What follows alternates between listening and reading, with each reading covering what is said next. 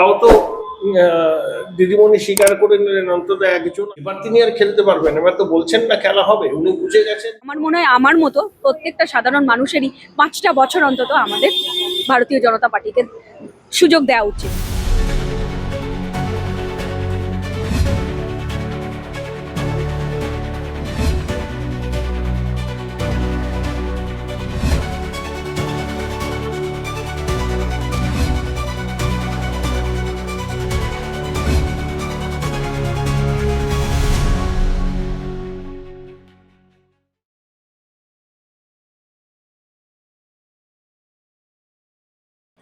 যে শুনানি চললো সুপ্রিম কোর্টে আইপ্যাক মামলা, সেখানে কপিল সিব্বল তিনি বলেন যে আইন শৃঙ্খলা রাজ্যের বিষয় নয়, এই বিষয়ে মামলা আদৌ গ্রহণযোগ্য নয়, তদন্তের অধিকার পুলিশের। তাহলে প্রশাসনের প্রধানের বিরুদ্ধে অভিযোগ, সেখানে তদন্ত করবে প্রশাসন, এটা কি স্বচ্ছ হবে? যখন আইপ্যাক তদন্তে মুখ্যমন্ত্রী এই আইপ্যাকের অফিসে ইডির হানার পর মুখ্যমন্ত্রী যখন সেখানে নিজেই গিয়েছিলেন, মুখ্যমন্ত্রী পুলিশ মন্ত্রী তার নিয়ন্ত্রণাধীন পুলিশের কাছে অভিযোগ জানে কি কোনো লাভ হবে? সুপ্রিম কোর্ট এটা বলেছে তাদের অবজারভেশন। আইপ্যাক মামলার রায়টা যুগান্তকারী রায় হবে, কি রায় হবে সেটা নিয়ে তো আমি আন্দাজে বলতে পারবো না, সুপ্রিম কোর্টের ব্যাপারে কোনো আগাম মন্তব্য করাও ঠিক নয়। কিন্তু যা গতি প্রকৃতি এইটুকু বুঝতে পারি, সুপ্রিম কোর্ট বিষয়টাকে খুব গভীরে গিয়ে দেখছে এবং এমন একটা রায় তারা দেবে সেটা মাইল ফলক রায় হিসাবে বিবেচিত। যদি এই সুপ্রিম কোর্টে এই মামলায় রায় ইডির পক্ষে যায়, তাহলে কি মমতা ব্যানার্জি এবং রাজীব কুমার দুজনকে একসাথে বসে তদন্ত করা সম্ভব হবে? সেটা তদন্তকারী সংস্থা বলবে। যদি যদি হিসাবে তো কিছু বলা যায় না। সিবিআই তদন্তের নির্দেশ হলে সিবিআই কিভাবে সেই তদন্ত এগিয়ে নিয়ে যাবে সেটা তাদের উপর নির্ভর করছে। আমাদের আরো কিছুদিন অপেক্ষা করে থাকতে হবে, সুপ্রিম কোর্টের রায় কি আসে তার উপরই তো পুরো ব্যাপারটা নির্ভর করছে। মুখ্যমন্ত্রীকে দেখা গেছিল যে আইপ্যাকের অফিস থেকে সবুজ ফাইল হাতে নিয়ে তিনি বেরিয়ে আসছেন, কিন্তু কপিল সিব্বল সেখানে প্রশ্ন করেন বিচারপতিকে যে আপনারা ধরে নিচ্ছেন যে তাহলে মুখ্যমন্ত্রী অপরাধী।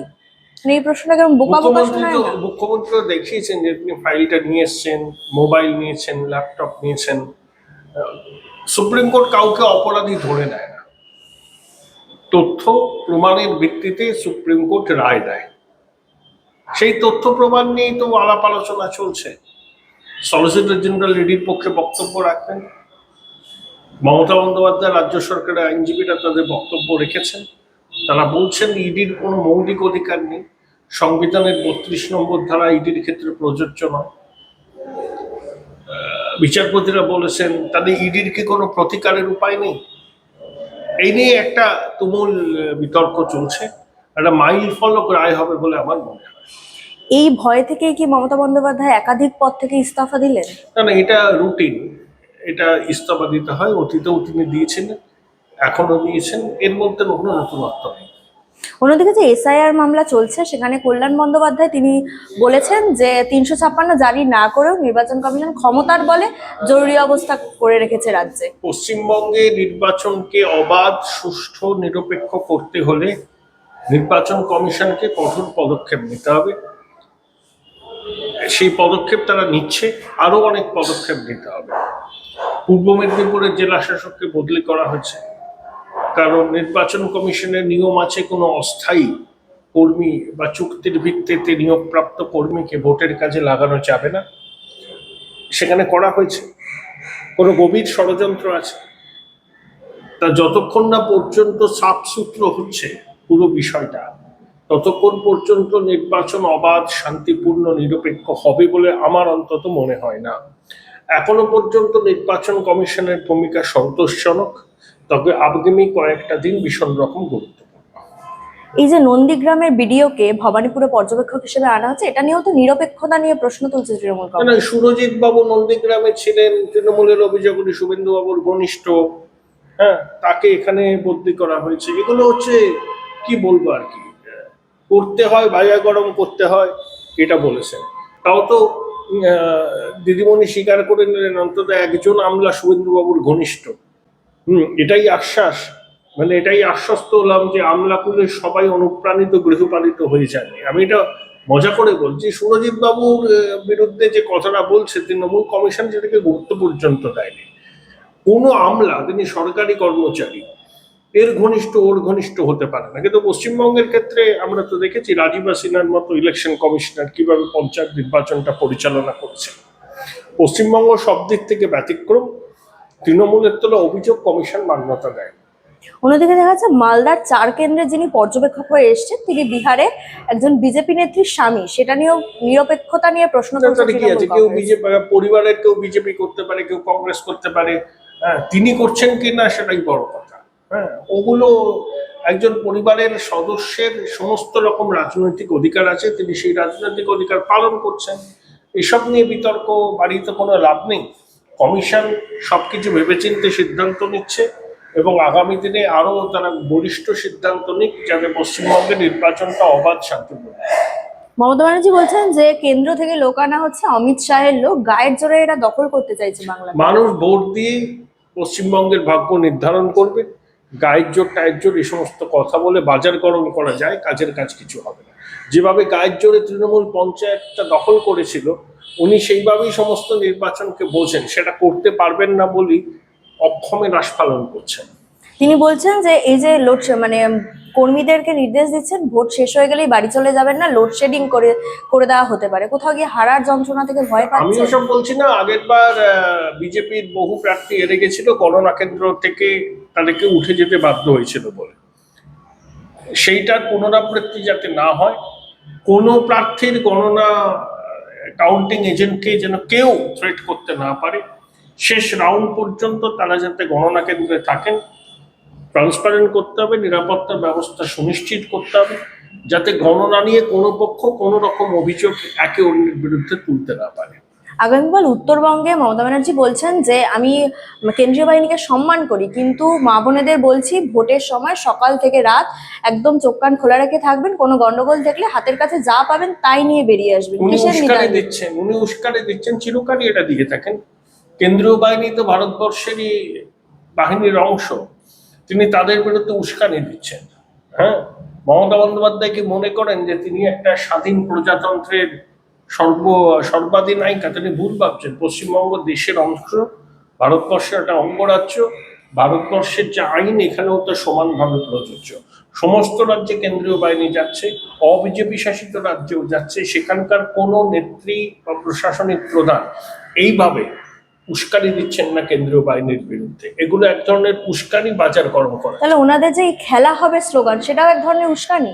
এবার তিনি আর খেলতে পারবেন, এবার তো বলছেন না খেলা হবে। উনি বুঝে গেছেন যে নির্বাচন কমিশন তিনি যেভাবে খেলতে অভ্যস্ত সেই ছকটাই বানচাল করে দিয়েছেন। এখন তিনি নতুন পথ খুঁজে বেড়াচ্ছেন, হাতড়াচ্ছেন কিভাবে নতুন রণকৌশল তৈরি করা যায়।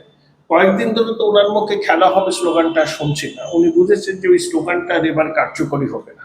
তাহলে শেষ প্রশ্ন করি, মমতা বন্দ্যোপাধ্যায় বা মুখ্যমন্ত্রী বা দেশের প্রধানমন্ত্রী সবারই তো একটা সীমারেখা থাকে, কোথাও গিয়ে কি মনে হয় বাংলার মুখ্যমন্ত্রী সেই সীমারেখা লঙ্ঘন করে ফেলেছেন? উনি অনেক দিনে লঙ্ঘন করছেন, নতুন কথা তো নয়।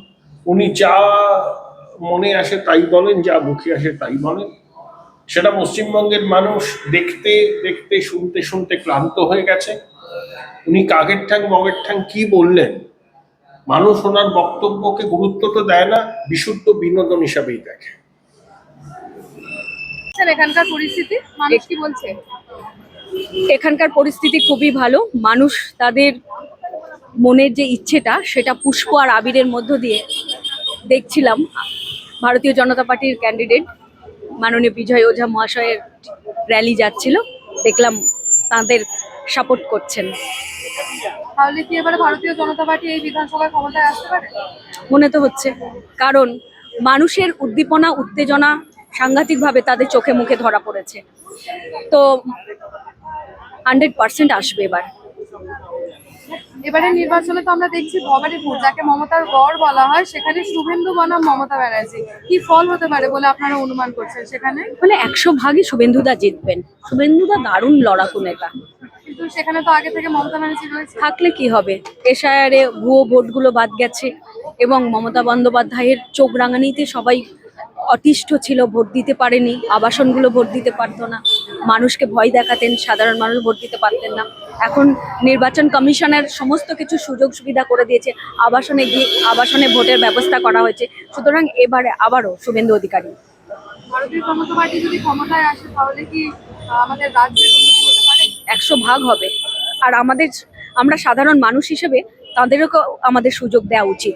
কারণ 34 বছর যদি আমরা বামেদের বিশ্বাস করতে পারি, 15 বছর এই দুর্নীতিগ্রস্ত প্রচুর চুরি, আমাদের যুবকদের চাকরি চুরি হয়েছে, সমস্ত পরিকাঠামোটাই যারা চুরি করে ঝাঁচরা করে দিয়েছে তাদের বিশ্বাস করতে পারলাম। এবার আমার মনে হয় আমার মতো প্রত্যেকটা সাধারণ মানুষেরই 5টা বছর অন্তত আমাদের ভারতীয় জনতা পার্টিকে সুযোগ দেওয়া উচিত। ধন্যবাদ।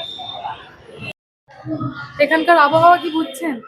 আর যা আছে সেগুলো বদল তো করতে হবে, কিন্তু আর সাপোর্টের দিক দিয়ে বাড়ির রঙ আর জামার রঙ বলেই দিচ্ছে, সেটা ছাড়া আর কিছু বলার নেই। নিশ্চয়ই অনেক দিন আমরা আর আমাদের মতো অনেক কটা ছেলে মেয়ে যারা বাইরে চলে যাচ্ছে তাদেরকে ঘরে তো ফিরতে হবে, তো সেরকম যদি কাজ করতে পারে নিশ্চয়ই আমরা সাপোর্ট করব, এটাই বলার। এতদিন কিরকম ছিলেন এই রাজ্যে? ছিলাম কোথায়, সবই তো বাইরে। বাবা মা এখানে কাজ ফাজ করার, সবই তো বাইরে না। দিদি তো দিচ্ছে বেকার ভাতা। বেকার হতা কে বেকার নাকি আমি?